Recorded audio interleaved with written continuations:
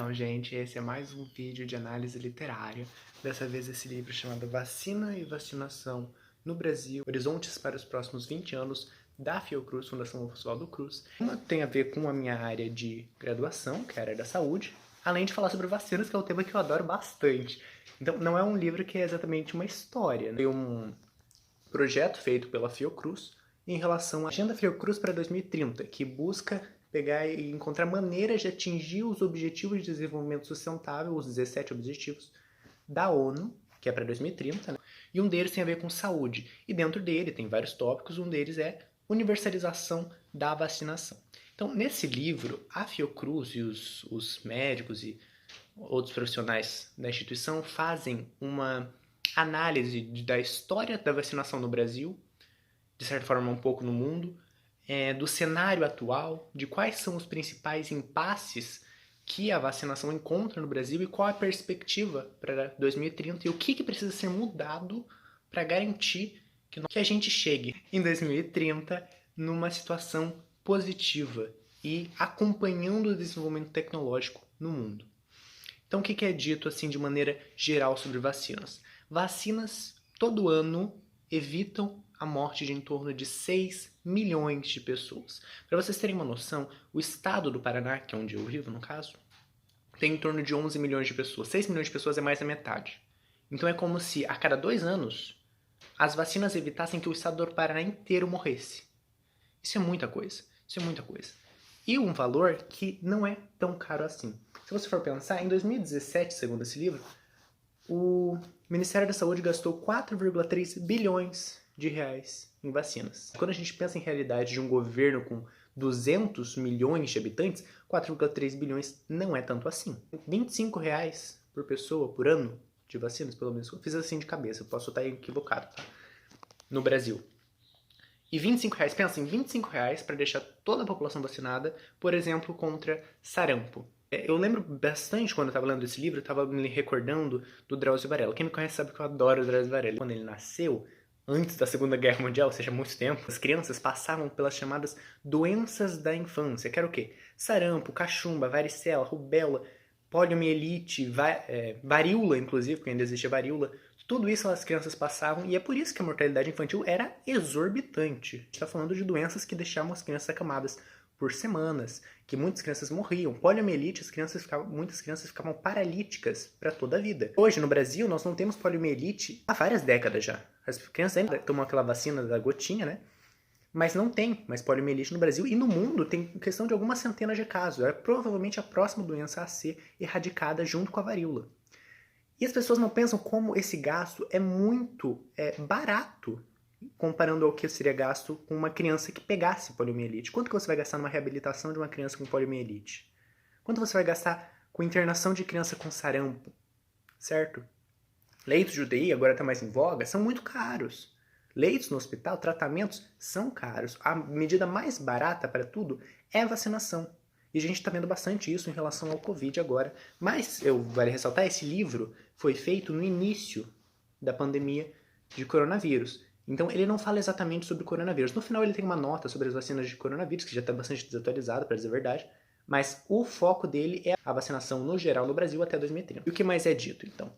Lá pela década de 80, começou a ser feito bastante regulação sobre as vacinas. Isso começou a ser feito pelo FDA nos Estados Unidos, aumentando a regulação por causa de alguns problemas que tinha tido. E acabou sendo replicado pelo mundo todo, inclusive aqui pela Anvisa, nossa agência de regulação. E isso tornou um pouco mais caro, um pouco mais difícil de se fazer vacina. E no Brasil, 80% do mercado de vacinas no Brasil era atendido por uma multinacional chamada Sintex.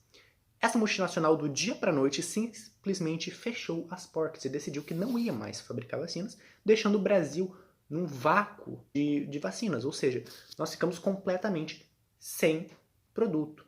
E ali surgiu o programa de autossuficiência nacional de vacinação, que visava o quê? Altos investimentos na Fiocruz e no Butantan para atender a demanda nacional do Programa Nacional de Imunizações, o PNI, que foi fundado ali ainda na última ditadura militar, 1976, se não me falha a memória. E isso fez com que, até hoje, 90% das vacinas que são aplicadas no Brasil são do Sistema Único de Saúde, são do SUS. 90%. Os outros 10% são sobretudo vacinas de influenza, ou seja, de gripe do sistema privado, que as pessoas que não são do grupo prioritário tomam todo ano, dentre outras vacinas. E desses 90%, algumas são importadas, né, mas em torno de 85% são fornecidas pela Fiocruz, pelo Butantan, além da FUNED do Minas Gerais, que faz a meningocócica, e da FAP do Rio de Janeiro, que faz a BCG, que é para tuberculose. Falando em tuberculose, olha um link com o último vídeo que eu tinha feito. Lembra que eu tinha falado que na época do Dostoiévski, Gente Pobre, ou Guerra e Paz, do Tolstói, que eu ainda vou fazer um vídeo, muita gente morria de tuberculose. Era uma doença da época, né? Hoje é muito menos comum tuberculose. Tuberculose ainda existe no Brasil, sobretudo em populações carcerárias e nas favelas por causa da grande aglomeração, da falta de assistência médica, e acaba cometendo essas populações. Mas é muito menos do que acometia antigamente. E por quê? Por causa da vacina BCG, que é aquela vacina que fica aquela marquinha. Assim, mas não é obrigatório ficar marquinha, tá? Isso é importante ressaltar, mas a maior parte das pessoas ficam com aquela marquinha, que é para tuberculose, exatamente. Então você teve uma queda, por exemplo, das pessoas que tinham tuberculose. Lembra que eu falei que as pessoas ficavam de cama semanas, perdiam muito qualidade de vida, as pessoas morriam cedo? Isso veio sendo combatido a partir do quê? De vacinação e de tratamentos novos para a tuberculose. Porém, a vacina da tuberculose, por exemplo, não é uma das melhores vacinas que existem, tanto que é por isso que ainda existe tuberculose. Porque muitas vacinas não possuem uma eficácia assim perfeita. A gente está vendo essas notícias agora, por exemplo, de vacina de Covid da Pfizer, 95% de eficácia. Isso é um sonho no campo da vacinação. Mas veja só, vacinas que chegam a tão alta eficácia são vacinas de última geração, são vacinas que recebem muito investimento. E qual que é o problema, então? Por que a gente não tem uma vacina de 95% de eficácia para tuberculose, por exemplo? Porque tuberculose é uma doença considerada negligenciada. Quem viu meu post sobre doenças tropicais negligenciadas viu, tuberculose não é considerada mais uma doença tropical negligenciada pela OMS, porque ela já recebeu um pouco de investimento, mas ainda assim ela é muito negligenciada, assim como malária. E nesse livro ele mostra, por exemplo, no final, que das 10 ou 15, acho que eram 15, principais doenças infecciosas que mais são pesquisadas atrás de vacinas, que mais tem ensaios clínicos sobre vacinas, apenas 2 são consideradas negligenciadas, que é a tuberculose e a malária. E são muito pouco pesquisados ainda. Então imagina outras doenças. A BCG, que é essa de tuberculose, a gente usa há muito tempo. Tem muitas vacinas que são usadas há muito tempo, que a tecnologia é, digamos que, pré-histórica. Não tem investimentos nelas, por quê? Porque as grandes multinacionais do campo farmacêutico, da indústria farmacêutica, principalmente aquelas sitiadas e fundadas em países desenvolvidos, que são basicamente a maioria, vão atrás de pesquisas de doenças que atingem mais as populações de países desenvolvidos, como meningite, pneumonia, dentre outras doenças. Enquanto que muitas doenças tropicais negligenciadas são deixadas para trás. E é por isso que o próprio texto levanta a necessidade de ser investido mais na pesquisa nacional a respeito das vacinas. Por quê? No momento que você faz uma vacina, você faz ela de acordo com a necessidade da sua população. Por isso que, por exemplo, a indústria farmacêutica dos Estados Unidos não vai fazer uma vacina para malária, idealmente. Por quê? Não tem malária nos Estados Unidos, basicamente. Malária é uma doença de países tropicais. Então, quem tem que fazer uma vacina para malária? Um país como o Brasil, por exemplo. Né? Porque ainda sofremos com a malária. Muito. Malária, leishmaniose, leptospirose, a tuberculose em si, diversas outras doenças que ou não tem vacina ou que tem uma vacina ainda não, que precisaria, digamos assim, ser feita de uma nova geração com uma eficácia maior, certo? E que necessitam de investimento dos governos em desenvolvimento. O que é importante também ressaltar, então, sobre o PNI. O PNI, por que ele atende 90% da capacidade de vacinação no Brasil? Porque ele é muito completo. Se não o programa de vacinação mais completo do mundo. Ele tem vacinas para 18 doenças. 18 doenças. Eu repito o número porque, assim, é absurdo. Eu vou até ler, inclusive, quais são as doenças para a qual nós temos vacinação, para vocês terem uma ideia. Você tem para tuberculose, para hepatite B, hepatite A. Hepatite B causa cirrose, câncer de fígado, você tem que fazer transplante de fígado, é uma doença, é uma infecção sexualmente transmissível, é bem séria. A DTP, que é a tríplice, né? Que é pra, então, difteria, tétano, aquela doença que a gente conhece como tipo do prego enferrujado, sabe? Que é muito séria, inclusive, que as pessoas têm muito menos tétano, sobretudo neonatal, por exemplo. Você tem muito menos tétano justamente por causa da vacinação, da taxa de vacinação. E é importante ressaltar que tétano é uma vacina que tem que tomar a cada 10 anos. Tétano e difteria. Então, dê uma olhadinha no seu cartão ali se você tomou as suas vacinas. Hipertussis, que é coqueluche, tosse comprida.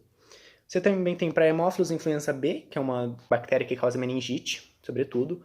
Rotavírus, meningite C, pneumocócica, que causa pneumonia e meningite também. Poliomielite, que a gente não tem no Brasil há décadas, desde que eu nasci, não existe poliomielite. Antes de eu nascer já não existia poliomielite mais no Brasil, casos novos de poliomielite, certo?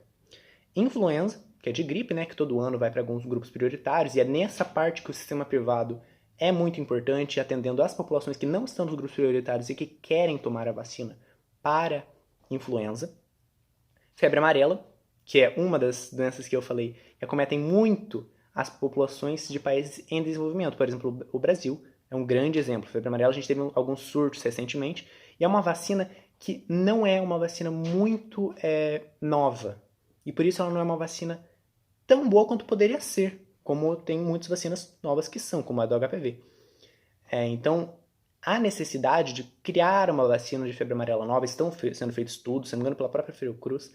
Cachumba, sarampo, que a gente tinha recebido no Brasil o certificado de erradicação do sarampo em 2016, se não me falha a memória, ou 2017, e voltamos com tudo com sarampo nesse 2018, se não me falha a memória. Ano passado tive muitos casos, aqui no Paraná mesmo tem bastante casos de sarampo, por isso é necessário uma vacinação forte, porque sarampo é uma doença que se espalha rápido e muito fácil, por isso precisamos ter uma cobertura vacinal muito alta. Então, sempre eu estou falando com você, se você tem algum filho, algum primo, alguma pessoa que está, sobretudo até a adolescência, olha a carteira de vacinação dessa pessoa, leva lá na UBS, pegar aí, ver se falta alguma vacina, porque as vacinas estão ali. Você tem como seu papel olhar e ir atrás de se vacinar, de vacinar os seus filhos e coisas do tipo, para auxiliar não só o seu filho, mas toda a sociedade, porque vacinação é um pacto coletivo. Além disso, rubéola, que basicamente até quase é uma outra que está em via de ser erradicada. Varicela, a famosa catapora, uma doença da infância. Eu tive varicela.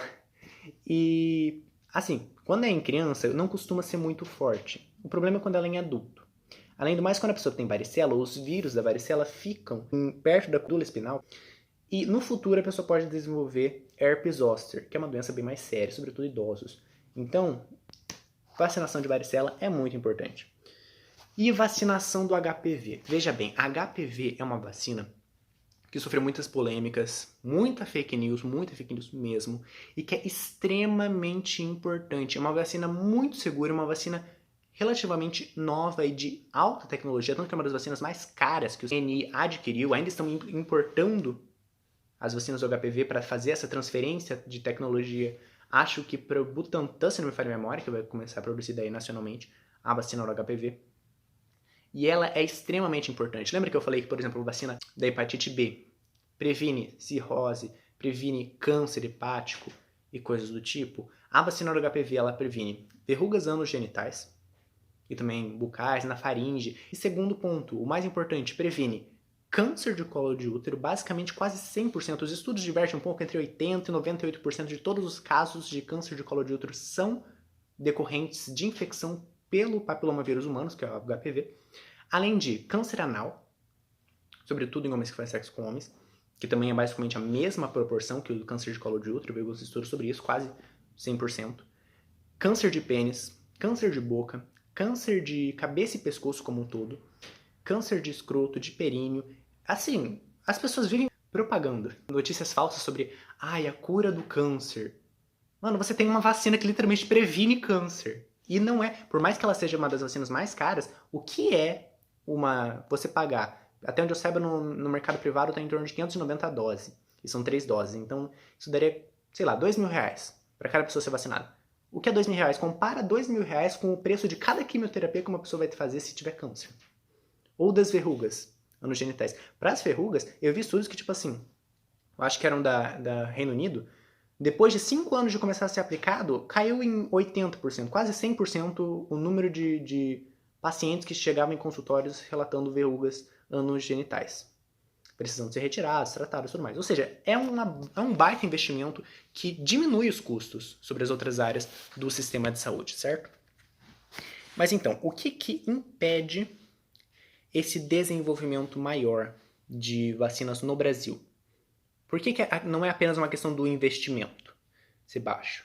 No Brasil, as vacinas recebem investimentos, os programas de pesquisa de vacinas recebem investimento do CNPq, do CAPES, do BNDES, às vezes, principalmente as indústrias farmacêuticas, das FAPs, que são as Fundações Estaduais de Amparo à Pesquisa. Por exemplo, tem a FAPESP, que é a mais famosa, que é de São Paulo, tem aqui no Paraná a Fundação Araucária. Veja bem, você tem então dezenas de fundações que vão pegar e amparar a pesquisa nacional.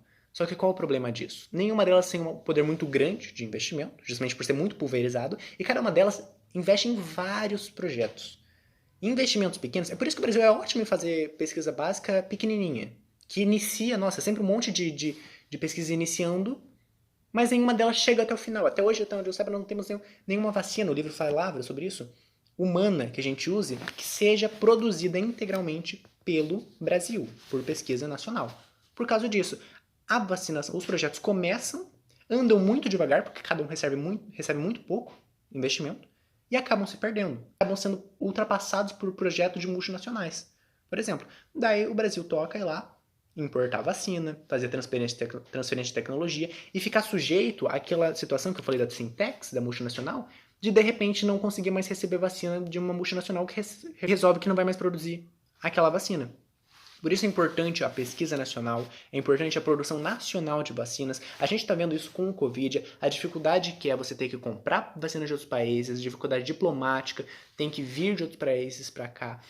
É muito burocrático na questão da Anvisa, sobretudo, para você fazer essa transferência de tecnologia, para você fazer pesquisas entre países. Por exemplo, um laboratório aqui no Brasil começa a fazer pesquisa para uma vacina, sei lá, de malária, e resolve fazer essa pesquisa junto com um laboratório indiano, onde também tem malária, até onde eu saiba. É muito difícil fazer essas pesquisas com outros países juntos. É muito burocrático. E tudo isso impede o avanço das pesquisas em vacinação e os benefícios que as vacinas podem trazer. Porém, então, há uma oportunidade do Brasil conseguir esse salto na produção de vacinas, porque nós fazemos nos últimos anos, admitimos muitas vacinas com transferência de tecnologia. Para que serve transferência de tecnologia? O Brasil vai usar o seu poder de compra para dizer para a empresa, tipo assim, ó, por tantos anos eu vou importar suas vacinas, milhões de doses das suas vacinas, e os profissionais da Fiocruz, do Butantan, vão até a sua fábrica, vão aprender como faz aquela vacina, vou investir em infraestrutura e depois vou começar a produzir no Brasil daqui a tantos anos. Para que serve isso? Para que você forme profissionais que sejam capazes de produzirem vacinas nacionais. Então, tá ali, como você diz, tá a faca e o queijo na mão. O que falta são investimentos não pulverizados, investimentos direcionados a alguns projetos de vacinas específicas que atendam a demanda nacional pelos problemas nacionais, como por exemplo eu disse, dengue. Dengue a gente não tem uma vacina para dengue. Foi criada uma vacina que foi começar a ser aplicada aqui no Paraná, mas que demonstrou-se ser um pouco problemática, tanto que parou de ser aplicada ela. Então falta o quê? Uma vacina para dengue, uma vacina para zika, uma vacina para chikungunya, para febre amarela, uma vacina melhor para febre amarela, no caso, dentre diversas outras doenças tropicais negligenciadas, como eu disse naquele post. Porque o Brasil gasta muito, muito, tendo que ir atrás do prejuízo das pessoas se infectarem por essas doenças.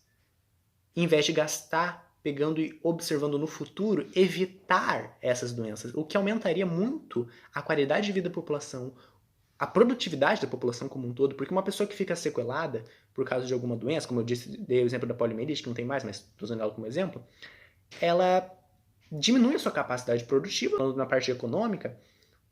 O Brasil como um todo se torna menos competitivo internacionalmente por não ir atrás de combater as doenças que atingem sua população. Ressaltando, uma vacina gasta milhões, até bilhões de reais para ser produzida. É por isso que então eu disse que esse investimento pulverizado não dá muito certo, porque daí são investimentos de apenas alguns milhares de reais e que não levam muitas vacinas para frente. Por isso o texto da Fiocruz fala da necessidade de ser estabelecidas prioridades, de ser escolhidos alguns projetos específicos para tentar que até 2030 nós tenhamos taxas de vacinação muito mais altas e consigamos aumentar o nosso PNI, o nosso Programa Nacional de Imunizações, tornando a população brasileira mais saudável, inclusive.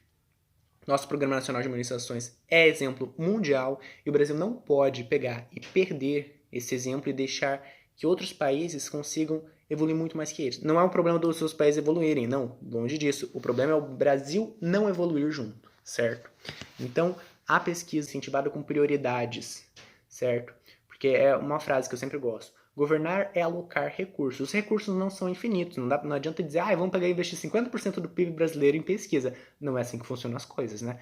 Mas você pode escolher para onde você quer gastar o dinheiro público, certo? E isso é papel dos políticos que nós elegemos como representantes, certo? Para estabelecer prioridades no orçamento público, que permitam um investimento mais estável e maior em pesquisa para vacinas, por exemplo, que é o tema desse livro. Então, eu recomendo muito que quem quiser leia esse livro. É um livro muito bom, ele é fácil de ler. Está disponível em PDF, ele não tem versão física, até onde eu saiba, ele está disponível em PDF no site da Fiocruz. É só pesquisar vacinas e vacinações no Brasil, horizontes para os próximos 20 anos, Fiocruz, vocês vão achar. Tem 200 páginas, mais ou menos. Apresenta muitos gráficos, fala da produção nacional, de que institutos produzem mais, que institutos produzem menos, fala sobre as regulações, regulamentações, fala sobre as perspectivas de vacinações. Eu nem cheguei a falar quase nesse vídeo sobre a queda nas taxas de vacinações, mas ele fala sobre isso também, sobre como reverter essa queda, qual a necessidade de ser revertida essa queda, sobre o horizonte para próximas vacinas, sobre como nos últimos anos, desde 2011 mais ou menos, a gente aumentou muito o investimento no Programa Nacional de Imunizações, na compra de novas vacinas, mas não foi aumentado o investimento, por exemplo, no desenvolvimento, na pesquisa, desenvolvimento e inovação de vacinas, e que isso, pensando em 2030, então, que é o objetivo do livro, é um pouco problemático, porque daí tá chegando ali as indústrias 4.0, as vacinas 4.0, e o Brasil está ficando para trás a respeito disso. Nós temos uma grande oportunidade de, como país, pegar e aproveitar nosso poder de compra e nossa grande expertise em vacinas, na aplicação de vacinas no nosso Programa Nacional de Imunizações, para nos tornarmos não apenas autossuficientes em vacinações, mas um exemplo no mundo de desenvolvimento de vacinas e de produção em larga escala desses imunobiológicos. Mas é isso então, se vocês gostaram, aproveitem, curtam, comentem o que vocês acharam, se vocês têm alguma dúvida, e mandem para quem vocês acharem que possa interessar essa análise desse livro maravilhoso, que é Vacinas e Vacinações, Horizontes para os Próximos 20 Anos, da Fundação Oswaldo Cruz. É isso.